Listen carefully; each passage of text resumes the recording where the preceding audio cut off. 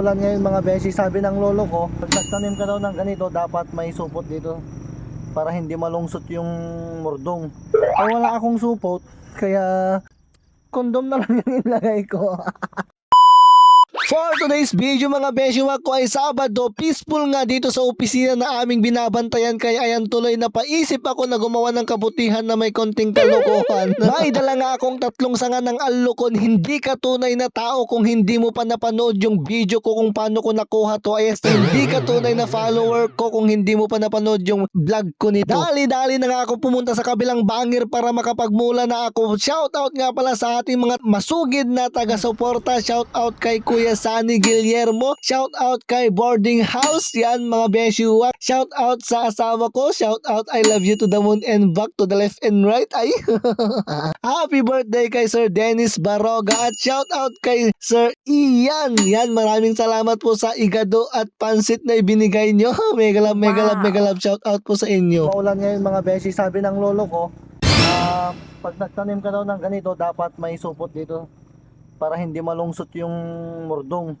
Wala akong supot, kaya eto na lang ang ipan ko. Kondom. Gago!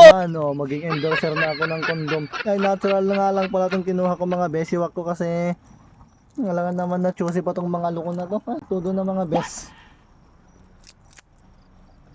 Yan, magtanim tayo ng alukon with supot na kondom. Check natin kung expired, baka hangag yan no expert. Mag-expire to sa 2027.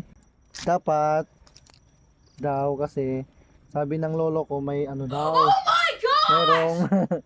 Merong supot sa taas, kaya ito kondom na lang yung ilagay ko. Para hindi malungsot yung taas niya, lagyan natin ng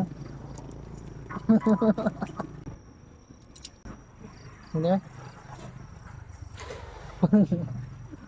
Malita mo uman ay. Kailangan natin i-stretch kasi malaki to. Ducks. Oh.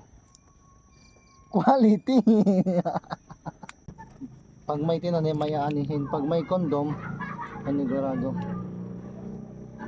Anong kontis?